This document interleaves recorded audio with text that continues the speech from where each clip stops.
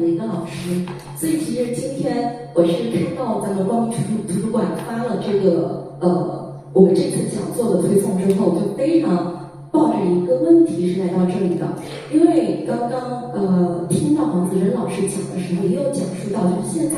可能我们主流的这个科幻文学创作会是比较宏大的，比较偏硬科幻的。那我在给我们课堂小朋友教学的时候，我给他们买了2本书，就因为我们10个人的社团就有闲着只能买2本，一本是刘慈欣的《戴上他的眼睛》，另外一本是中信出版社出版的《给孩子的科幻》。我也确实发现这2本书在给我们孩子上课的时候啊，因为你看大刘的一个作品给戴上他的眼睛还算比较通俗易懂，但里面也收录了《流浪地球》啦，乡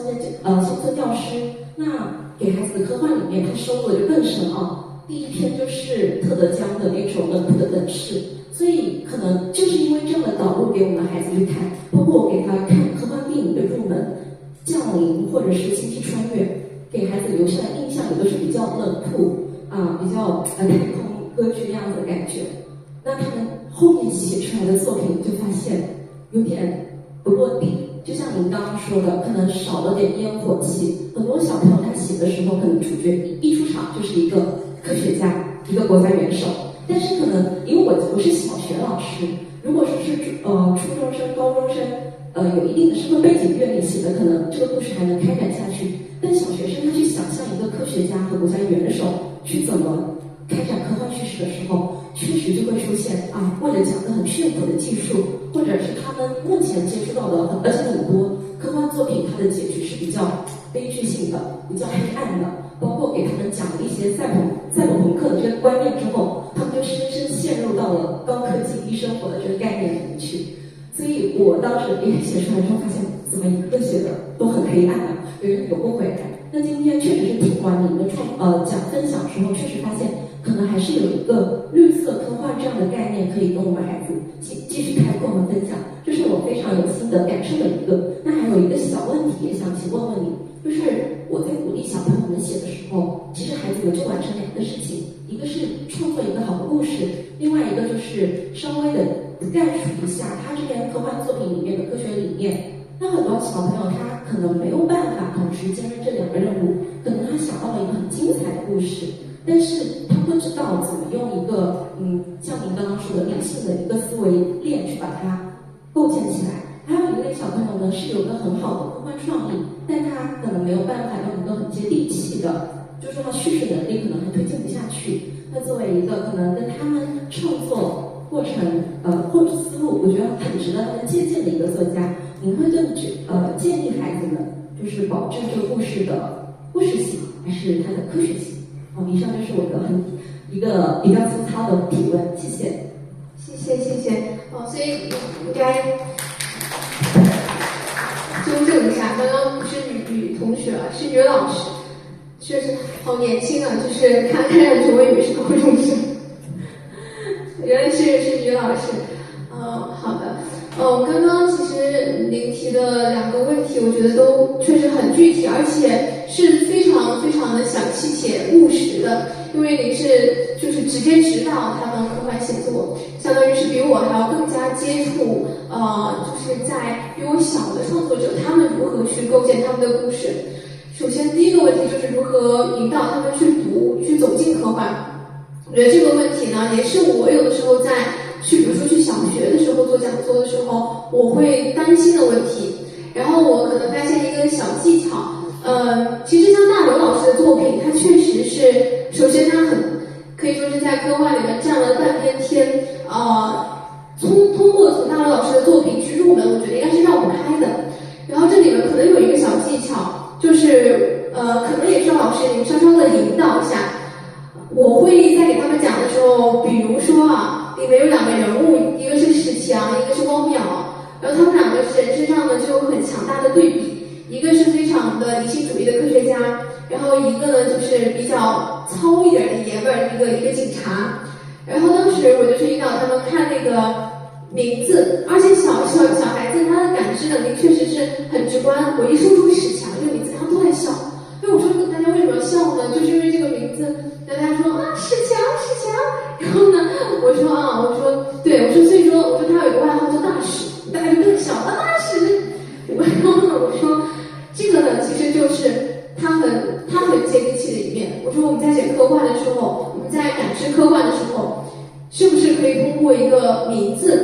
就是很直观的就能够让读者感受到，哎，这是一个很有温度的故事。然后后来确实啊，我有听说他们就是后来有个同学写一些作品啊，就是他们老师说那个名字写的真的都是什么，就是跟屎有关的，都是围绕这个姓，但是他确实就是模仿啊，以后可能就会超越，或者说有自己的想法，但至少他听进去了，他知道了，可能从人物的名字构建上就能够体现出一定的这种接地气啊，然后包括他的这种性格，一个呢是眼里只有科学、物理学，包括当宇宙在闪烁的时候觉得崩溃了、活不下去的这么一个科学家，然后一个石墙把他拉出去吃了一顿卤煮。他说我每天的这个世界里就是案子、孩子、房子，就是这些事儿。我不相信有什么这个外星人啊，什么这种邪乎的事情，就是有人捣鬼。我说这种身份的构建，其实他没有说那么的让我们觉得很遥远，就是我们放到身边，肯定也有这样子很强烈的反差，我们可以去寻找。包括《流浪地球》，它确实也算在电影里面相对还是有一定门槛的。但是呢，我当时问在座的小朋友，我说有没有同学就谈一谈为什么喜欢他？就有一个人说，他说啊，我喜欢里面那个沙溢演的那个角色啊，因为他呢刚开始他非常的那个自私啊，咱小孩说的，他说刚开始呢比较的想要走后门，但是后来呢他又改变了，他说谁去那个来担当这个任务，他第一个站出来。但是我觉得这个人很真实，他就像是一个就是像是那个什么，他像我爸，或者说什么像一个平时很怂的人，但是他能够挺身而出。我说，哎，你这个点就很对。其实《流浪地球》它的一个魅力就是写出了一个就是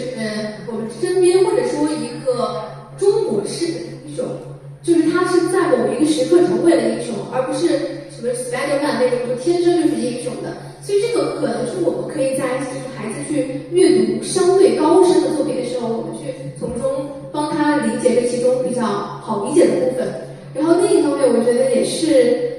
其实您也看到了一个现象，就现在确实会比较少一些，因为整体来说科幻都是一个方兴未艾的题材，但是现在正好在越来越多，包括像我们生活在南京。也是最近应该说是除了3体电视剧之外，我所了解到的比较严肃的正式的科幻题材的电视剧。然后王传现在《十日中间》它也要被改编，它也是一个很成功的无限流小说。我觉得或许这些电视剧都可以，将来可能都能够成为一个很好的我们走进科幻，或者我们不是科幻迷那么高的科学素质的人去走进科幻的一个方式。它里面或许不能完全对标很硬的科幻，但是它里面一定能有我们所能够接触到的科幻的一些科幻性、科幻方面。对，首先就是引起他的兴趣，然后包括我觉得也是呼吁越来越多的朋友们来写一些软科幻，它确实能够帮我们架起一个比较好的桥梁。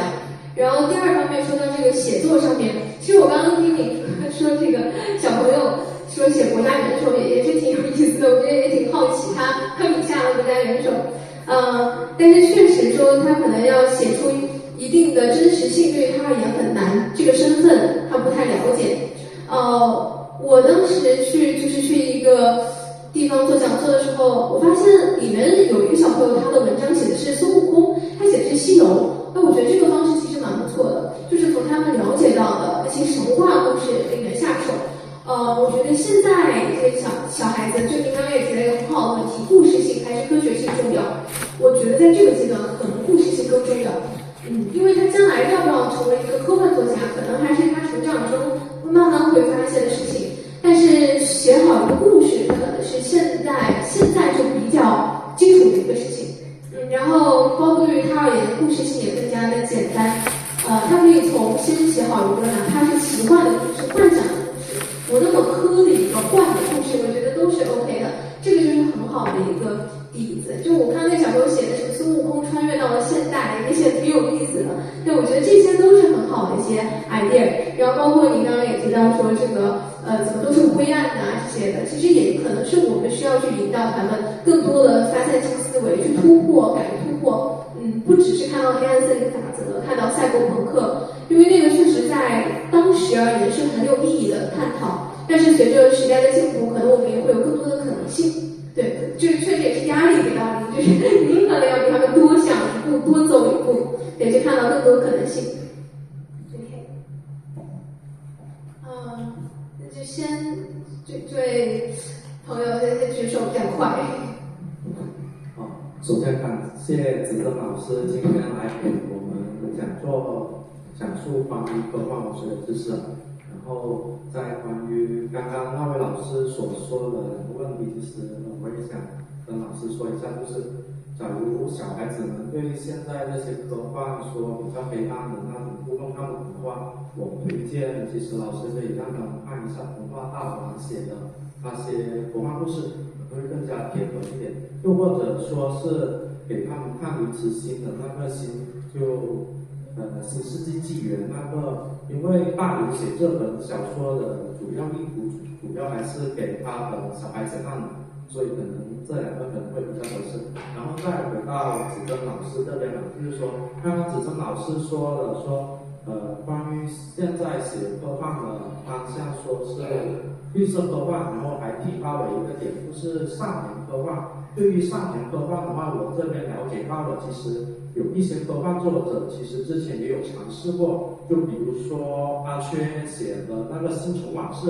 就是写大学生然后把电竞然后把打成做上宇宙之主的。不过然后还有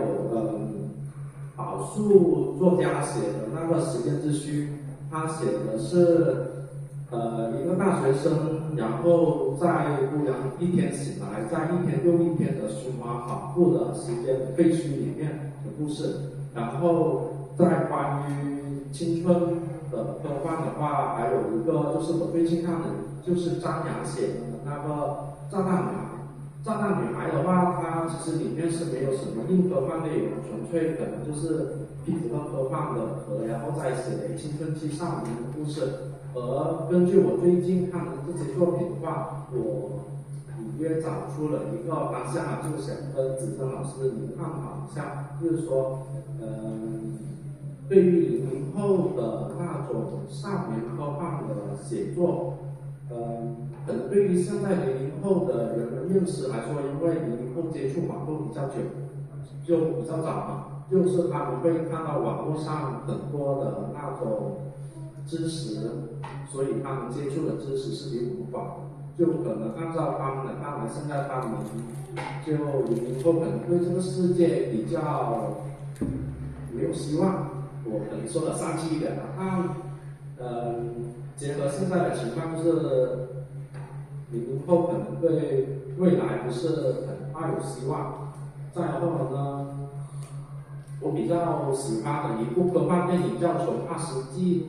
21世纪逃离》，他也写了这个点，我也觉得他这部电影其实也是给现在00后看的，就是说明知道未来是没有希望的，但假如在一条命中注定的道路上，也不要放弃个人的努力。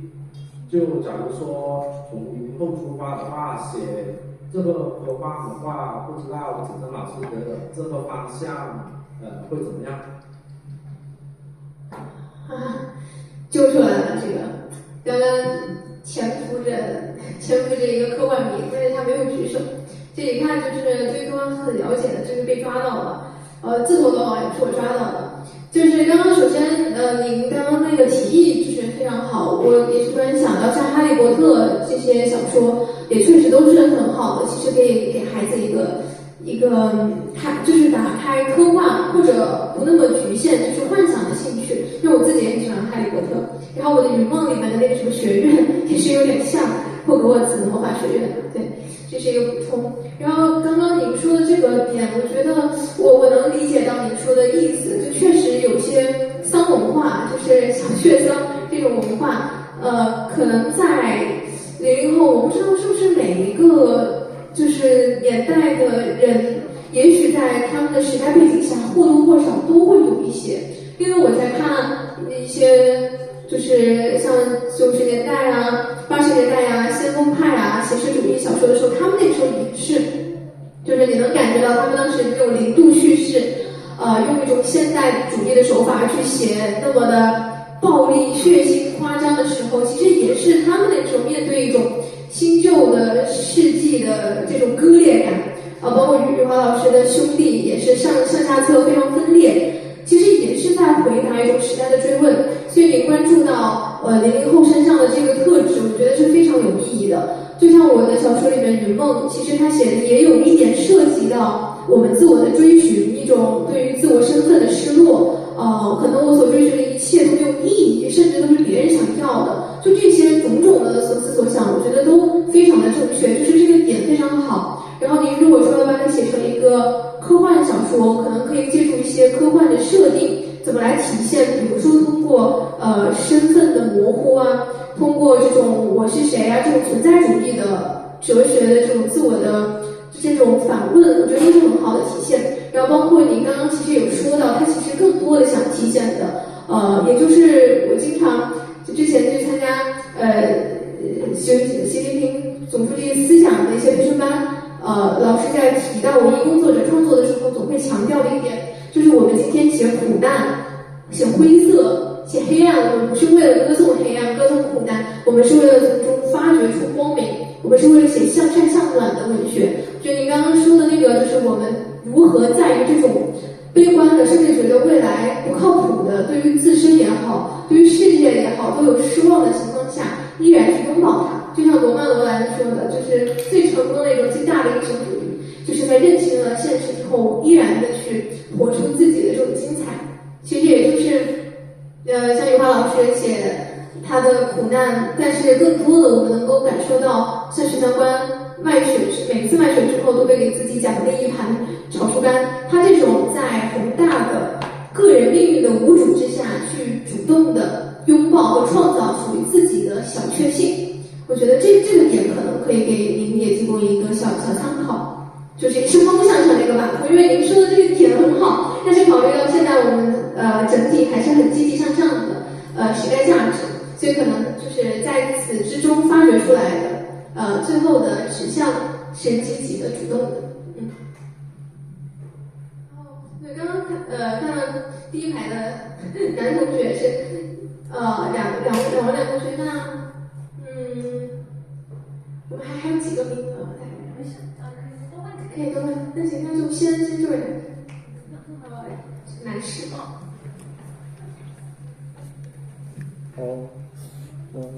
我刚才做了一下笔记，是这样，就是科幻，就是那个凡尔纳，凡尔纳那个银河系漫游者呢，带领我们走向星际，然后把它给落实了。这个今天我穿越半个深圳来这里，天天都讲这些细枝末节的东西。我不知道你说你是人民作家，能把我们带到何方？这至少也我说你给不了我们宏大叙事，咋也加上一点恋爱或者时髦的东西吧？给讲这个还有一个就是你这东西都讲的有板有眼的，都是国家队的事。我更希望听到的就是像那个美国科幻片上的，就是那些野生的科学家拯救世界。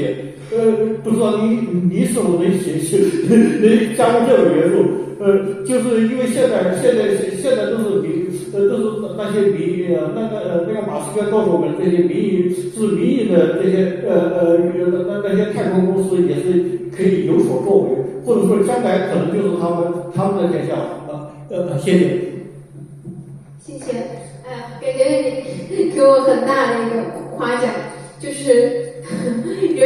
谢谢人民的作家，确实是我自己的一个毕生的目标，就是希望应该不敢说引领大家去到哪里，但是科幻确实是一个思想的实验场，也是我希望，也是我选择这么一个题材的原因。然后刚刚其实您提到，就是主旋律是叙事，就是这个主角都是伟人，其实他也是我比较